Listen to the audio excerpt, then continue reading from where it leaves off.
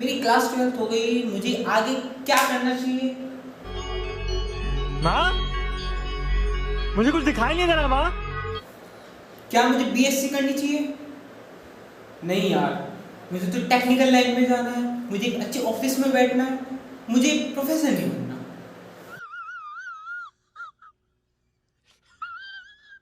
अच्छा तो मुझे बीटेक करनी चाहिए। अरे यार लेकिन उसमें स्कोप कम होते जा रहे हैं, भीड़ बढ़ती जा रही है यार, मैं कैसे करूँगा? नहीं, कुछ और सोचते हैं, कुछ अच्छा सा टेक्निकल हो। रुको जरा, सबर करो। बीकॉम कर लूँ? नहीं यार, मैं तो कॉमर्स का हूँ ही नहीं। अच्छा, बीसीए कर लेता हूँ। शिट यार, मैं एमसीए के लिए टाइम नहीं वेस्ट कर सकता, मुझे पोस्ट ग्रेजुएशन के बाद ही जॉब चाहिए। मैं क्या करूँ? I am so confused. चले एक काम कर, 200 रुपए दे और 50 रुपए काट ओवर एक्टिंग के वजह।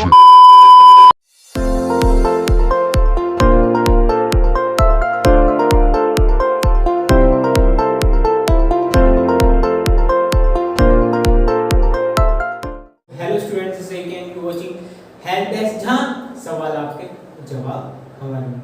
हाँ तो अब हमारी क्लास 12th हो चुकी है, रिजल्ट भी आ गया, जैसा भी आ गया। अब आगे हमें कॉलेज में एडमिशन लेना है।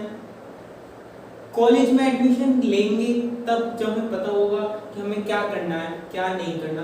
कुछ समझ में नहीं आ रहा कि क्या करें, बीएससी करें, इंजीनियरिंग में जाए, मेडिकल में जाए, नॉन मेडिकल में जाए, टेक्निकल जाए या थ्योरेटिकल जाए, आर्किटेक्चर जाए। कुछ समझ में नहीं आ रहा क्या करें क्या ना करें। अरे टेंशन नहीं लेने का, अपुन है ना। तो हमने पिछले ब्रॉडकास्ट में अपना ब्रॉडकास्ट स्टार्ट करा था, सेकंड ब्रॉडकास्ट में आपकी सारी डिटेल्स मैंने बताई जाएगी। तो पिछले ब्रॉडकास्ट में मैंने कुछ आपको हिडन ट्रायल दिया था कि जहां मैंने आपको 3 इमेज दिखाई थी, जो कि अब भी आपकी स्क्रीन पे दिख रही होंगी। जहां सबसे पहले एक पटरी दिख रही होगी जो सिंगल पटरी है, सीधी एक पटरी है। दूसरी पिक्चर में कुछ हमें 3 पटरियां दिख रही है और तीसरी पिक्चर में बहुत सारी पटरी दिख रही है। तो इनका कहने का मतलब ये है कि हमें 10th क्लास तक पता होता है कि सभी को एक ही पटरी पे जाना है, एक ही चीज करनी है, हमें पता है। 11th में आके हमें थोड़ी सी चॉइस मिलती है, पीसीएम की, पीसीबी की, कॉमर्स की या अपनी आर्ट्स की। तो उसमें भी सबको क्लियर रहता है कि हाँ हमें पीसीएम करनी है, इन फ्यूचर पीसीबी करनी। इसमें ज्यादा कंफ्यूजन वाली बात आती नहीं है। लेकिन अब बात यहाँ आती है 12th खत्म होने के बाद, ये जो माया जंजाल आ गया, अब कौन सी पटरी को अपनी राह बनाए, क्योंकि अब एक वही पटरी है जो हमारे आगे जीवन में हमें लाभ पहुंचाएगी या हानि पहुंचाएगी। अब उसको हम कैसे चूज करें कि कौन सी हमारे लिए सही होगा, कौन सा सही नहीं होगा करियर ऑप्शन। और इस करियर ऑप्शन में आपके साथ क्या क्या होगा, कौन कौन जुड़ेंगे, कितने लोग जुड़ेंगे, वो आपके लाइफ में क्या इम्पैक्ट डालेंगे, उस सब के बारे में बात करेंगे। फिलहाल तो हम क्लास 12 के बारे में बात करते हैं। आपके एग्जाम हो गए, अब एग्जाम के बाद आपके लिए मैंने जैसे बोला था कि आपके अगली वीडियो में आपको मैं सारी डिटेल बताऊंगा। तो ये हमारी जो वीडियो होने वाला है, ये वाला जो ब्रॉडकास्ट होने वाला है सेकंड, इसमें हम खाली एक इंडेक्स फॉर्मेट होता है ना बुक का, जिसमें सारी चीजें लिखी होती है कि हमें करना क्या, करना नहीं क्या, बुक के अंदर क्या है। तो उसी तरीके से हम आज पूरा इंडेक्स फॉर्मेट आपके लिए लेके आए हैं, जिसमें आपको सारी चीजें बता दी जाएंगी कि इस तरीके से ये होने वाला है। मेडिकल स्टूडेंट्स के लिए, नॉन मेडिकल स्टूडेंट्स के लिए, सभी के लिए यहाँ पे सब चीज मिलेगी। गवर्नमेंट जॉब के बारे में भी इसमें मैंने डिस्क्राइब करा है। तो चलते हैं जरा अपने इसमें। तो सबसे पहले हमारी आपने क्लास 12 साइंस स्ट्रीम में नॉन मेडिकल्स की तरफ चलते हैं। तो नॉन मेडिकल वाले जो होते हैं उनके लिए क्या क्या रास्ते खुल जाते हैं, क्या क्या स्ट्रीम्स खुल जाती हैं 12th के बाद, तो उनके बारे में थोड़े जानते हैं। तो सबसे पहले हमारी एक स्ट्रीम खुलती है इंजीनियरिंग की, सबको पता है। इंजीनियरिंग के बारे में तो बताने की जरूरत नहीं है। चल झूठा। इंजीनियरिंग का जो हमारा कोर्स होता है मैक्सिमम 4 इयर्स का होता है, और इंजीनियर्स के बाद हमारा जो अगला स्कोप खुल जाता है वो बी आर्ट्स का खुलता है, जिसे बैचलर ऑफ आर्किटेक्चर कहते हैं। जिसको आर्किटेक्चर में इंटरेस्ट हो तो वो ये कोर्स कर सकता है, जिसकी ड्यूरेशन 5 इयर्स होती है।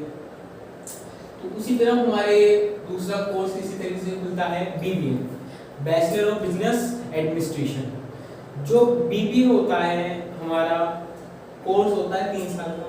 अब ये तो बात है ही नहीं कि बीबीए के बाद आपको जॉब मिल जाएगी, तो जॉब तो मिलने वाली है नहीं बीबीए के तुरंत बाद, तो उसके लिए आपको एमबीए कंपलसरी सी चीज़ होगी कि एमबीए करना है, उसके बाद कुछ होगा।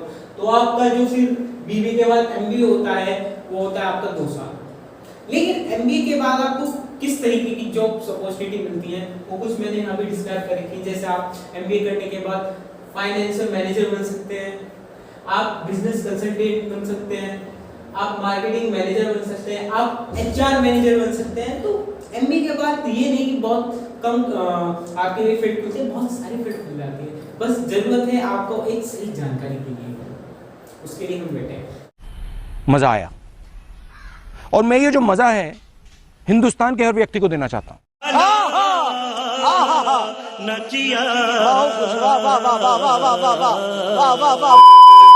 तो इसी तरीके से अगर हम बीबीए के बाद चलते हैं तो हमारा एक प्रोफेशनल कोर्स आता है।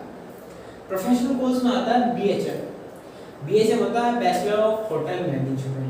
अरे सर क्या बता रहे हो, बेटे थोड़ी बनेंगे।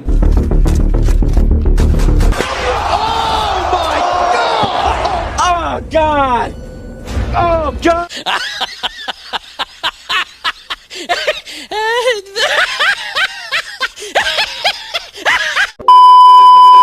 सर यहाँ पे मैं आपको बता देता हूँ कि यहाँ वेटर नहीं होते कुछ। और पहली बात तो कोई काम छोटा या बड़ा नहीं होता। आप बीएचएम करने के बाद, जो कि हमारा 4 साल का कोर्स है, बीएचएम करने के बाद आप होटल मैनेजर बन सकते हैं, आप ट्रैवल एंड टूरिज्म में जा सकते हैं, आप हाउसकीपिंग कर सकते हैं, आप जनरल मैनेजर बन सकते हैं। सर जरूरी नहीं कि वेटर ही बनेंगे। और आपको मैं इसका स्कोप थोड़ा सा बता देता हूँ कि हमारे इंडिया में कितने सारे होटल्स हैं। तो उसमें जो है कि एक होता है ना एजुकेटेड, वेल क्वालिफाइड, उनकी थोड़ी सी कमी है। तो यहाँ पे स्कोप बहुत अच्छा खुल जाता है। लेकिन बीएचएम जो होता है हमारा होटल मैनेजमेंट होता है, हमारी कंट्री पे डिपेंड कर जाता है उसकी इकोनॉमी क्या चल रही है। जैसे अभी हमारा कोविड चल रहा है तो होटल में कोई नहीं जा रहा, तो यहाँ पे थोड़ा सा डिसबैलेंस हो गया है होटल्स में।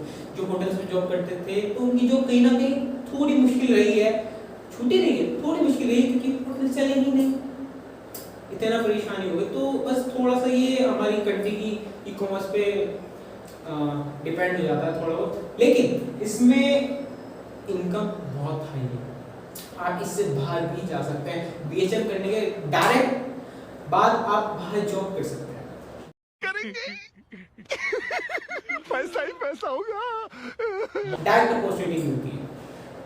सारे बताएंगे इन डिटेल, बताएंगे क्यों इतने मतलब एक्साइटेड हो रहे हो। बाकी भी तो जाना, बहुत सारी चीजें हैं, बहुत भरपूर लेके आया हूं आपके लिए पैकेज।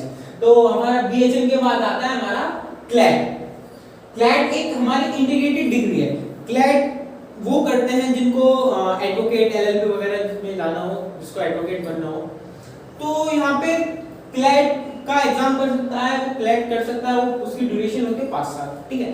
अगर वो एलएलबी करता है तो 3 साल होती है। बीएससी करके एलएलबी कर सकता है, बीबीए करके एलएलबी कर सकता है, बीकॉम करके एलएलबी कर सकता है।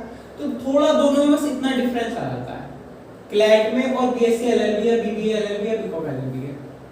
बाकी इन डिटेल बताएंगे यार, रिलैक्स हो, हड़बड़ाओ मत, चीजों को आराम से देखो और शांति से समझो, फिर उसके बाद अपने फ्यूचर को डिसाइड करो। यह जल्दबाजी का काम नहीं, आपकी यहाँ फ्यूचर की बात चल रही है। जो आपका डिसीजन आप आज ले लोगे वही आपका फ्यूचर बनाने में और बिगाड़ने में आपकी हेल्प करेगा। इसी तरीके से हमारा क्लैट के बाद आता है बीएससी। बीएससी में काफी सारी चीजें से होती है, फिजिक्स से होती है, केमिस्ट्री से होती है, मैथमेटिक्स से होती है, एग्रीकल्चर से होती है, कंप्यूटर साइंस से होती है, काफी चीजों से होती है। लेकिन ये है, मैं आपको थोड़ा सा एक जनरल और प्रोफेशनल में डिफरेंस बता देता हूँ। तो बीएससी होती है हमारी जनरल डिग्री। अब ये नहीं कि बीएससी करके आप प्रोफेसर वगैरह ही बनोगे या रिसर्च करोगे, ऐसा कुछ नहीं है। आपको बीएससी करके गवर्नमेंट जॉब भी मिलेंगी, टेक्निकल जॉब की भी अपॉर्चुनिटीज मिलती हैं, तो उसके बारे में भी बताएंगे। बहुत से बच्चों को मैंने देखा है कि मिथ रहता है कि बीएससी करके सिर्फ यार लेक्चरर ही बनेंगे और कुछ नहीं बन सकते। तो टेक्निकल जॉब सोचते हैं कि बीएससी करने नहीं होती, तो ये इनका मिथ है। आप टेक्निकल जॉब भी कर सकते हो, पर आपको सही जानकारी उस चीज की है नहीं। अब ये है बीएससी करने के बाद आप एमएससी कर सकते हो 2 साल की, उसके बाद पीएचडी कर सकते हो। वो आपके ऊपर है, पीएचडी तो आपको पता है कितना मिनिमम 4-5 साल की होती है। उसके बाद आप करने को आप 2 साल में कर सकते हो, आपके में गट्स है तो आप करिए। तो थोड़ा ये है, बीएससी हमारा एक जनरल डिग्री है, और बीटेक या बीआर, बीबीए, बीएचएम जो है ये हमारी प्रोफेशनल डिग्रीज है। इसमें प्रोफेशनली हम डेवलप होते हैं।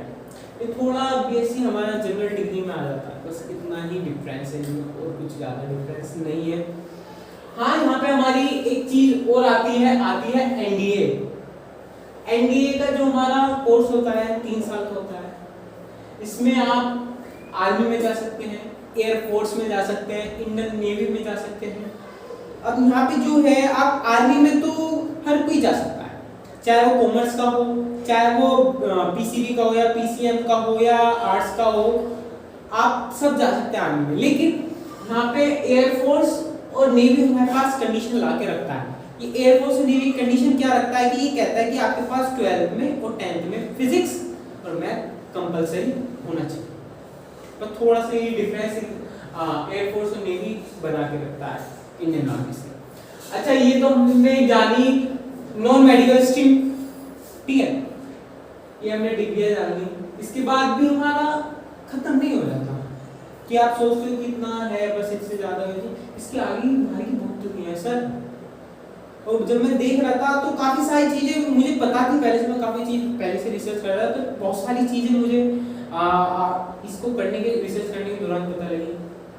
चलो अब उसको मैं आपके साथ शेयर करता हूँ। तो इसमें आप नॉन मेडिकल में 12th के बाद आप जो है कमर्शियल पायलट ट्रेनिंग कर सकते हैं। सर कमर्शियल पायलट ट्रेनिंग पहले तो मैं आपको तभी कहूँगा, रिकमेंड तभी करूँगा जब आपका फैमिली बैकग्राउंड स्ट्रॉन्ग हो। स्ट्रॉन्ग नहीं, बहुत ज़्यादा स्ट्रॉन्ग हो, क्योंकि कमर्शियल पायलट के जो मतलब फीस स्ट्रक्चर होता है वो लगभग करोड़ में बैठ जाता है, लाख करोड़ से ऊपर बैठ जाता है।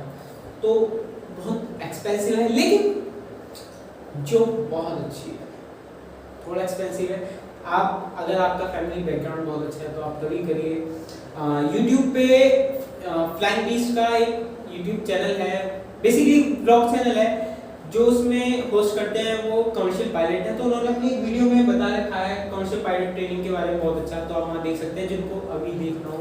बाकी मैं वीडियो तो लेके आऊँगा इसके ऊपर प्रॉपर, तो कमर्शियल पायलट कर सकते हैं।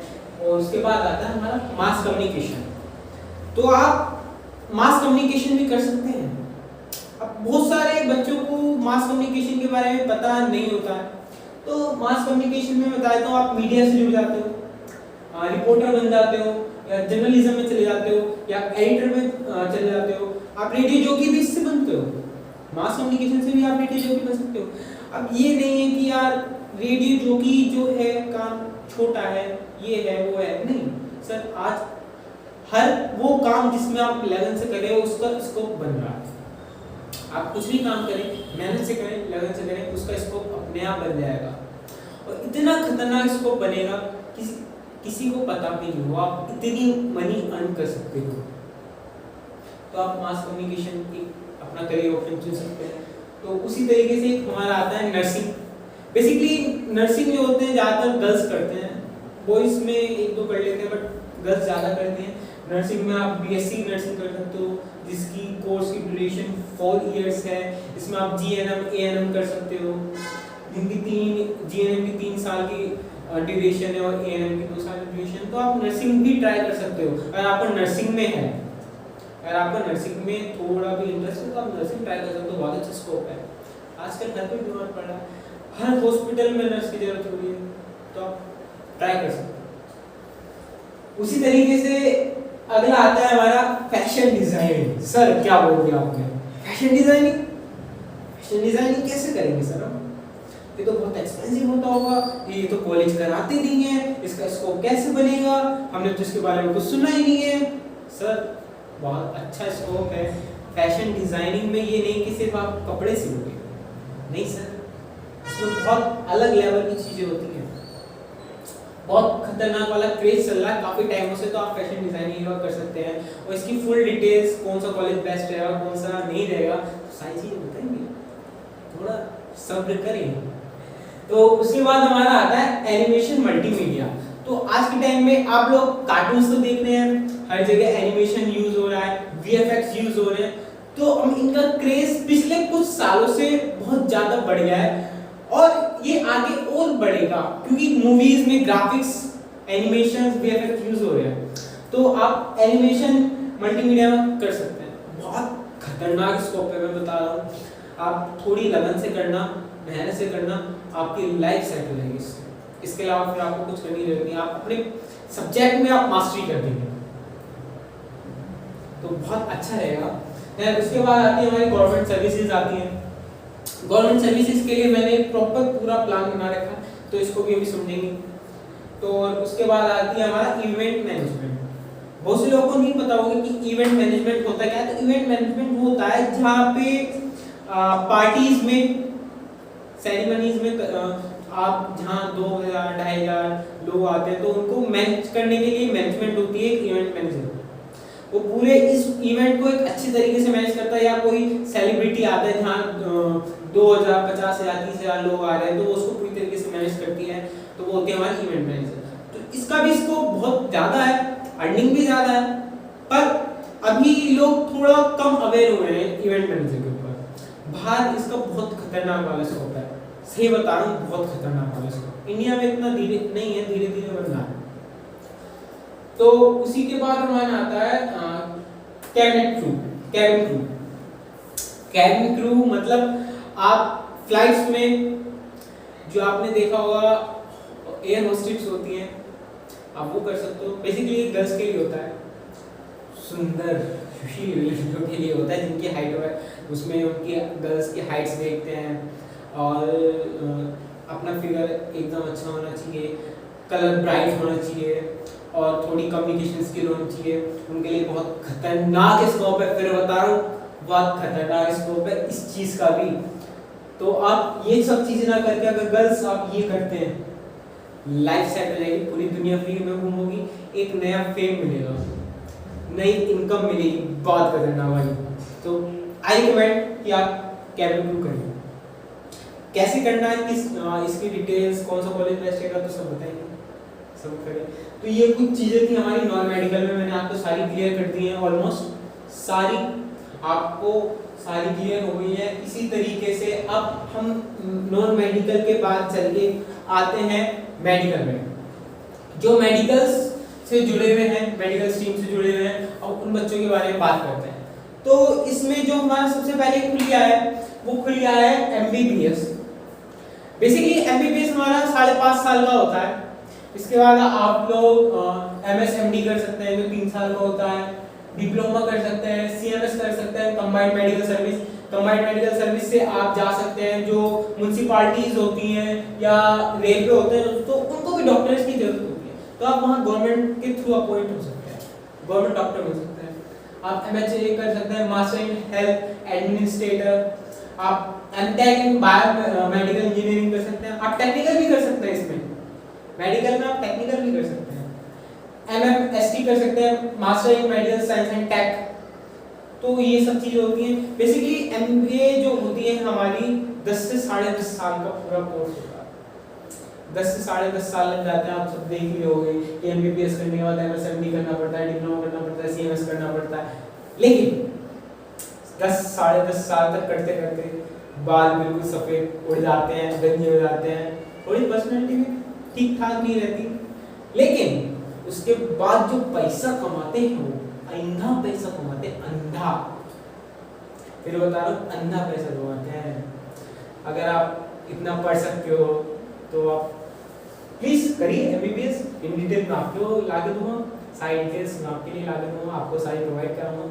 बट मैं आपको ड्यूरेशन बताता हूँ, मिनिमम 10 से 10.5 साल लग जाते हैं करने के लिए, अच्छा डॉक्टर बनने के लिए, एक अच्छा स्किन स्पेशलिस्ट बनने के लिए, एक अच्छा डर्मेटोलॉजिस्ट बनने के लिए। तो खाली MBBS में कहानी खत्म नहीं होती है, इसके अलावा भी और कोर्स है, आओ चलते हैं। लेकिन तो इसके बाद आप मेडिकल में हमारा खुलता है, आप BDS कर सकते हैं। आप एमडीएस कर सकते हैं जो 4 साल का कोर्स होता है। उसके अलावा आप होम्योपैथी कर सकते हैं, होम्योपैथी का भी क्रेज है। आयुर्वेदा कर सकते हैं। आयुर्वेदा क्या है यार, आयुर्वेदिक का जो है हमारा इंडिया में इतना अच्छा स्कोप नहीं है, लेकिन बाहर बहुत ज़्यादा स्कोप है। कोई चीज़ तो कहते हैं जो चीज़ अपने पास होती है कदर नहीं होती। इसी तरीके से इंडिया में आयुर्वेदिक है, कदर नहीं है इतनी, लेकिन बाहर आयुर्वेदिक नहीं है तो उनको कदर है। वही चीज़ हो रही है, वो वहाँ का कल्चर अपनाना है, बाहर वाले हमारे कल्चर अपनाना है, सिंपल हुई है। तो आप आयुर्वेदिक कर सकते हैं, आप वेटनरी कर सकते हैं। वेटनरी मतलब होता है जानवरों का डॉक्टर, जानवरों के डॉक्टर्स होते हैं वो वेटनरी कहलाते हैं, वो वेटनरी करते हैं। उसके बाद आप बीपीडी कर सकते हैं। बीपीडी मतलब बैचलर ऑफ फिजियोथेरेपिस्ट। फिजियोथेरेपिस्ट मतलब हमारे शरीर का कोई भी अंग चटक जाता है, मतलब क्रैक आ जाता है जॉइंट में, मतलब जॉइंट्स डिसबैलेंस हो जाते हैं, तो वो फिजियोथेरेपिस्ट एक्सरसाइज से वो ठीक कराते हैं। तो वो हमारे बैचलर ऑफ फिजियोथेरेपिस्ट होते हैं। तो ये हमारी कुछ थी नॉन मेडिकल में। नॉन मेडिकल में इतना ही रहता है, ज़्यादा कुछ है नहीं। आप ये सब कर सकते हैं, लेकिन कहानी अभी यहाँ खत्म नहीं। अब वो बच्चे हैं जिनको 12 के बाद जॉब्स की जरूरत है। कुछ फैमिली बैकग्राउंड ऐसे आता है जिन्हें गवर्नमेंट जॉब्स की नीड लगाती है कि सर हमें गवर्नमेंट जॉब चाहिए, अब क्या करें, कैसे करें। और तो गवर्नमेंट जॉब कैसे मिलते हैं यार, मेन टॉपिक तो गवर्नमेंट जॉब रहता है ना आज के टाइम में। तो आप डायरेक्ट गवर्नमेंट जॉब कर सकते हैं आफ्टर 12th। तो आफ्टर 12th के बाद आप डायरेक्ट गवर्नमेंट जॉब में आप एसएससी कर सकते हैं, stenograph grade C, stenograph grade D. मैंने रैंक भी लिख रखी है, इतने रैंक के बीच में आएंगे तो सी मिलेगा, इतने में डी मिलेगा। एसएससी कर सकते हैं। आप एलडीएस कर सकते हैं, लोअर डिवीजन क्लर्क। आप एचडीसी कर सकते हैं, हायर डिवीजन क्लर्क। डीईओ कर सकते हैं, डाटा एंट्री ऑपरेटर। आप पोस्टल या शॉर्टिंग असिस्टेंट बन सकते हैं, या असिस्टेंट लो पायलट बन सकते हैं, रेलवे क्लर्क एंड कांस्टेबल में जा सकते हैं। तो काफी सारे स्कोप है, ये चीज नहीं है कि यार नहीं कर सकते। आप 12th के बाद इस गवर्नमेंट जॉब में स्टेशन मास्टर बन सकते हैं, रेलवे में जा सकते हैं, टिकट कलेक्टर बन सकते हैं। डायरेक्ट क्लास 12th के बाद कोई आपसे डिग्री नहीं मांग रहा, बस आपकी क्लास 12th की सर्टिफिकेट मांगी जाएगी। आप प्रेडिक्टिव सर्विस बन सकते हैं, बीएसएफ या सीआईएसएफ या सीआरपीएफ में जा सकते हैं। तो ये हमारी डायरेक्ट जॉब्स होती हैं गवर्नमेंट आफ्टर क्लास 12th। तो ये कुछ हमारा फंडामेंटल स्ट्रक्चर होता है। बस बेसिकली बच्चों को ये पता नहीं होता कि 12th के बाद हमारे लिए क्या क्या स्कोप खुल जाते हैं। ये वो जो मैंने आपको तीसरी पिक्चर में रेली पटरी दिखाई थी टेढ़ी मेढ़ी, उनको सीधा करके मैंने अपने इस बोर्ड पे लिखा है, जिसके बारे में आपको सही जानकारी दी है। अब जानकारी मैंने दी है, इंडेक्स बता दिया है, चुनना आपकी जिम्मेदारी है। आप क्या चुनते हैं, आपको क्या पसंद है, इन डिटेल मैं आपके लिए लेके आऊँगा। लेकिन आप मुझे बताएं कमेंट बॉक्स में, आप मेरे को बताना कि आपको सबसे पहले नॉन मेडिकल चाहिए, मेडिकल चाहिए। अगर मेडिकल चाहिए तो मेडिकल में क्या चाहिए, या नॉन मेडिकल चाहिए तो नॉन मेडिकल में क्या चाहिए, आर्ट चाहिए, बीबीए चाहिए, या बीटेक चाहिए, इंजीनियरिंग चाहिए। तो आप मेरे को कमेंट बताएं, मैं पहले ही ब्रॉडकास्ट में वही डाल दूंगा जो आपको नीड होगी। आप मेरे को बताएं ना, आप बताओगे तभी तो मैं डाल दूंगा। और ये वीडियो जो भी देख रहे हैं क्लास 12th के, 11th के, 10th के, 9th के, बेसिकली 8th के भी देख रहे हैं, तो आप सभी के लिए ये बहुत इंपॉर्टेंट होने वाली है, क्योंकि आपके लाइफ में भी टाइम ऐसा आएगा जब आपको इसकी नीड होने वाली है। आपके टाइम पे भी लाएंगे ऐसे, टेंशन ना लो। फिलहाल क्लास 12th आप ये स्ट्रक्चर देख सकते हैं, और कुछ और जानकारी चाहिए हो उनसे संपर्क करें, कमेंट बॉक्स में मुझसे बात करें। मैंने डिस्क्रिप्शन में अपना इंस्टाग्राम हैंडल दे रखा है, वहाँ पे जाकर मुझे फॉलो करें, वहाँ पे सारी डिटेल्स मिल जाएंगी आपको। और जो भी अगली वीडियो आपको चाहिए इन डिटेल कोर्स के बारे में, तो आप मेरे को बताएं कि सर हमें ये वाले कोर्स के बारे में डिटेल्स बताइए, मैं वो दूँगा। और एक चीज़ मैंने यहाँ नहीं लिख रखी, वो आपको मैं बताया था, बहुत इंपॉर्टेंट चीज़ है। आप क्लास 12 के बाद पूरी स्कॉलरशिप पे बाहर जॉब कर सकते हैं, बाहर पढ़ सकते हैं, कनाडा अब्रॉड जाके आप अच्छी शिक्षा प्राप्त कर सकते हैं पूरी स्कॉलरशिप पे। क्या प्रोसेस रहेगा, कैसे होगा, सब मैं आपके लिए बताऊंगा। वहाँ पे IELTS का एक एग्जाम देना पड़ता है, इन डिटेल उसकी पूरी जानकारी बताऊँ, क्योंकि one of the best course मुझे लगता है कि आपको एक इतनी अच्छी अपॉर्चुनिटी दे रही है। हर देश की गवर्नमेंट शिक्षा पर सबसे ज्यादा पैसा खर्च करती है, तो उसी तरीके से आप कनाडा जो एजुकेशन हब माना जाता है, आप हार्वर्ड जैसी यूनिवर्सिटी में पूरी स्कॉलरशिप पे इंटर्नशिप लेके पढ़ सकते हैं। आपको एक भी रुपया खर्च करने की जरूरत नहीं होगी, लेकिन आपको सिर्फ उस चीज की सही जानकारी और सटीक जानकारी होनी चाहिए। तो आप मेरे को बताएं, ये वीडियो भी आपको जल्दी चाहिए तो मैं आपको ये वीडियो भी जल्दी प्रोवाइड करा दूंगा, जो भी है आप मेरे को कमेंट बॉक्स में बताना। आई होप आप सभी को मेरी ये वीडियो अच्छी लगी होगी, आपको मेरा ब्रॉडकास्ट पसंद आ रहा है। सो अपना प्यार इसी तरीके से बनाए रखिए, और आपको जो भी सवाल पूछने होंगे आपके लिए हम यहाँ हैं। इसीलिए मैंने अपने चैनल का और अपने कोचिंग सेंटर का नाम हेल्पडेस्क रखा, जिसकी कोटेशन या पंच लाइन ये है, जहाँ सवाल आपके जवाब मिल होंगे। जय श्री राम।